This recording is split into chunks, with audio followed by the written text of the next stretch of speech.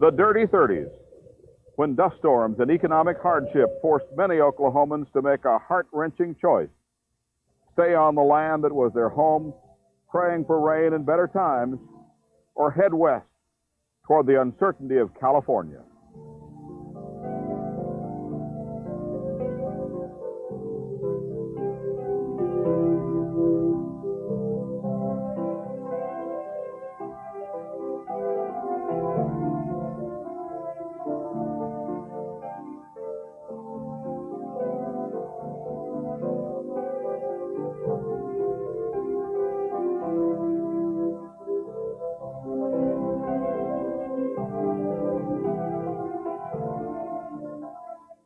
The land of Oklahoma's panhandle and the state's western counties is part of America's High Plains region, and as a rule has a drier climate, less vegetation, lighter soils, and higher winds than the rest of the state.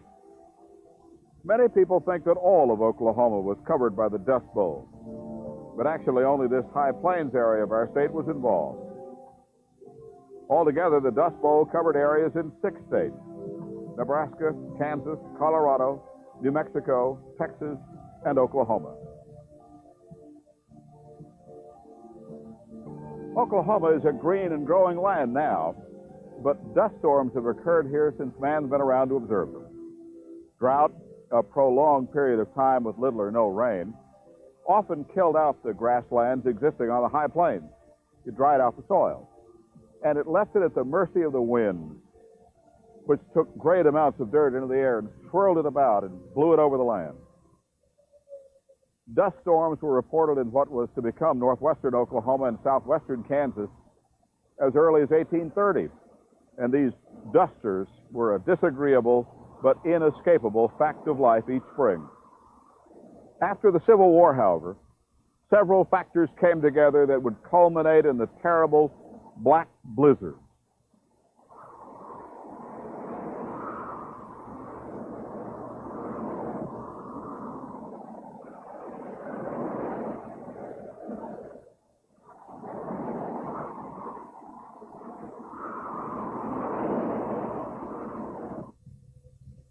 Westward expansion became the cornerstone of America's policy after the Civil War. People were streaming west for free land, hoping to strike it rich in a variety of ways.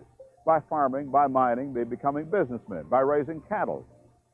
The United States government and the railroad companies often advertised to get people to homestead vacant land in the West. And of course, land speculators did the same.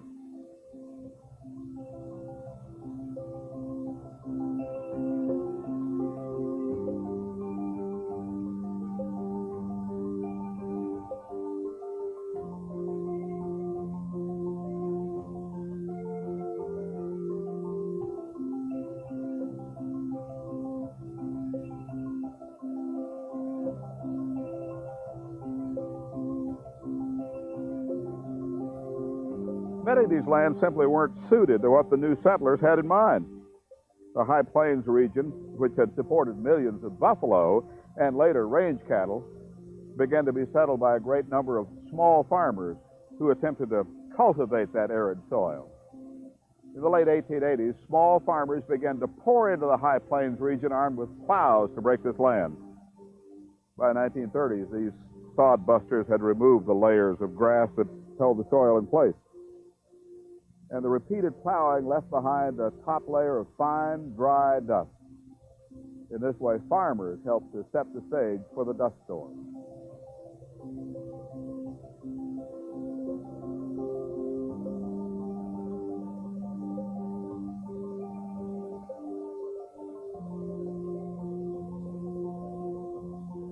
In the early 1900s, advances in farm technology made it possible to cultivate many more acres of land with less labor. Farmers began replacing hired hands with tractors and mowers and combines and other newfangled instruments. Wheat became the major cash crop in western Oklahoma. It was planted fence row to fence row. In the good years, of course, the High Plains region produced tremendous amounts of wheat. Even during the Great Depression, wheat was plentiful, if not profitable.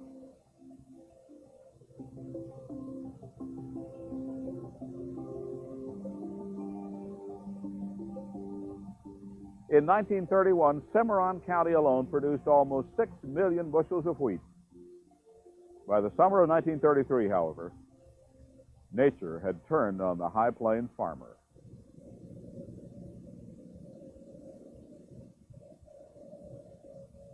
Drought had become severe and had spread from eastern Oklahoma in the 1930s to the west. Hot, dry winds began to sour the landscape, and wheat production began to drop significantly. In May of 1934, a huge dust storm dumped dirt from the Oklahoma panhandle on Washington, D.C., over 1,000 miles away. A reporter described conditions in the panhandle a year previous in these words. He said, "Not a blade of wheat in Cimarron County, cattle dying on the range, human suffering from dust fever." And Oklahoma farmer's reply was still optimistic. "All we need," he said, "is just a little rain."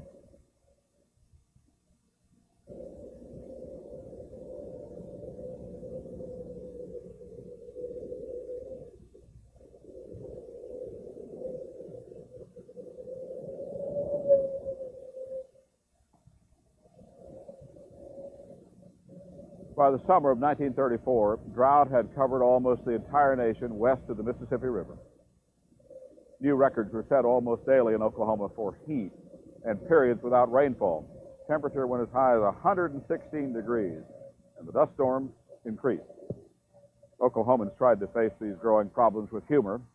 One man said, "You can not only breathe the air of liberty, you can eat it as well." Another reported seeing, during one especially bad dust storm, a prairie dog 100 feet in the air burrowing a hole. But by the fall of 1930, things were extremely bad in western Oklahoma.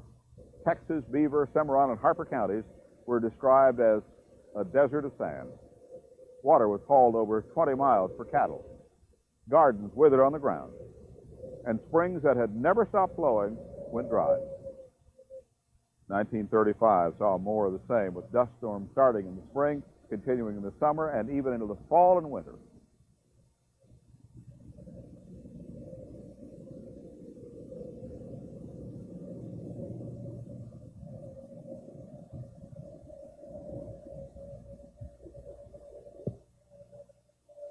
The phenomenon was gaining national attention. In fact, it was a reporter for the Washington, D.C. Evening Star who gave the area the name by using the term Dust Bowl in a story he filed from Guymon, Oklahoma. National attention was also focused on the people who were trying to escape these hard times. During the Dust Bowl years, many people facing poverty and hunger decided to move out of the Great Plains and the south central states and try to start over someplace else. Whole families packed all their belongings into cars and trucks and started west for California and Arizona on Route 66. People became known as Okies, even though they were also from Arkansas and Texas and Kansas and Missouri, not just Oklahoma. Many writers and artists of the time attributed the migration of these Okies to the effects of the Dust Bowl. And some families did leave because of the storms, but most of these people who pulled up stakes and went west were from southwestern and eastern Oklahoma cotton farms. Federal programs to reduce cotton production for poor crops, resulting from drought and soil erosion, led to an exodus from the cotton belt. Most of those folks were tenant farmers or sharecroppers, people who leased the land or worked for a percentage of the crop, or even just a place to live. Now, when the landowners took the acreage out of production, the tenants and the sharecroppers were forced to move off the land. Most of western Oklahoma's wheat farmers owned their farms and were determined to dig in and wait out the dusters. After all, remember, all they needed was just a little rain.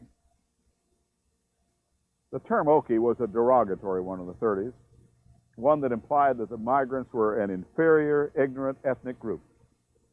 Many people in California were extremely prejudiced about those families who went west seeking work and home. The term Okie came into popular usage in California in 1935. An editor of the Los Angeles Times captioned a photograph taken at a migrant camp with the word Okies. He chose the label because most of the automobiles in the picture had Oklahoma license tags. Nearly half of the rural migrants to California did come from Oklahoma. All of them were typically called Okies. The term became part of the nation's vocabulary in the work of John Steinbeck in his Grapes of Wrath. Camps and shanty towns saw displaced Oklahomans struggling to feed themselves and their families in settings that were reminiscent of refugee camps, and conditions were very rough.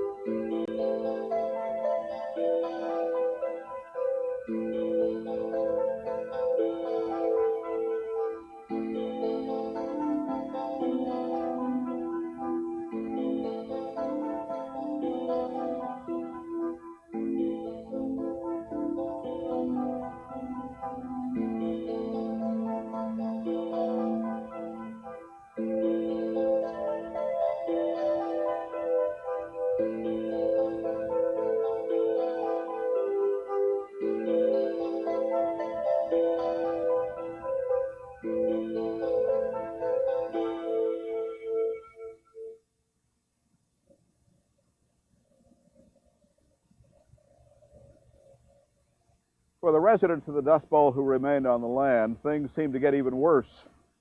By 1936, the dust storm showed no let-up, affecting the lives of people and the animals as well. Housewives hung wet sheets over the doors and windows. Dinner plates and drinking glasses were left face down on the kitchen table till the meals were ready, but nothing kept out the dust. Deer were found in barns and sheds with cattle and horses. Chickens went to roost in the middle of the day. The state was still in the grip of a brutal drought.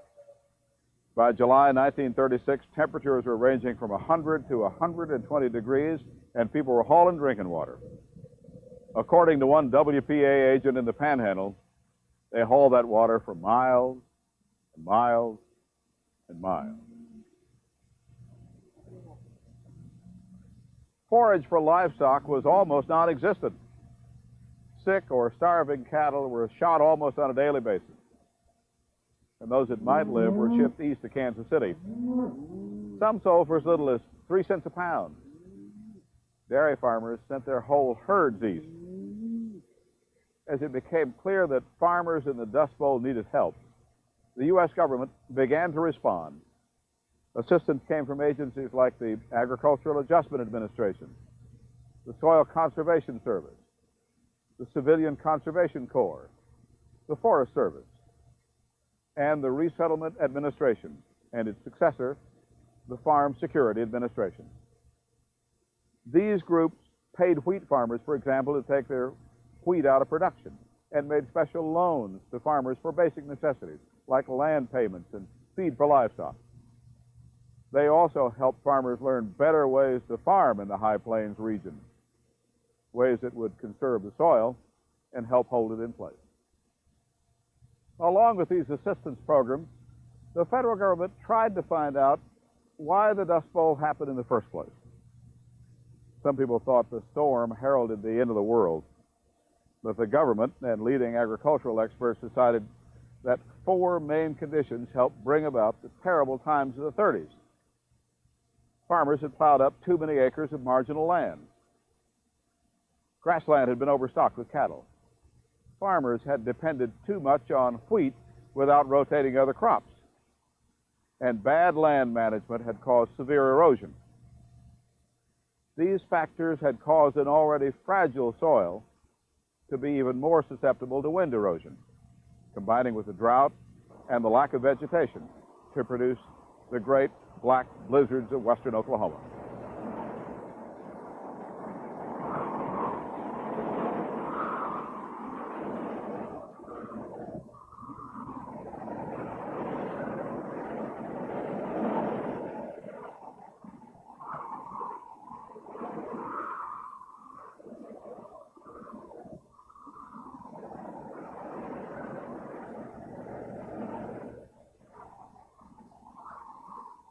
By the end of 1937, farmers using guidelines put in place for the Soil Conservation Service had reduced the amount of damaged eroded land by almost 70%. And by the summer of 1938, the rains came. Dust still blew in the spring, but enough soil was held in place by new farming techniques and erosion-resistant crops that by 1939, the Dust Bowl was officially declared over.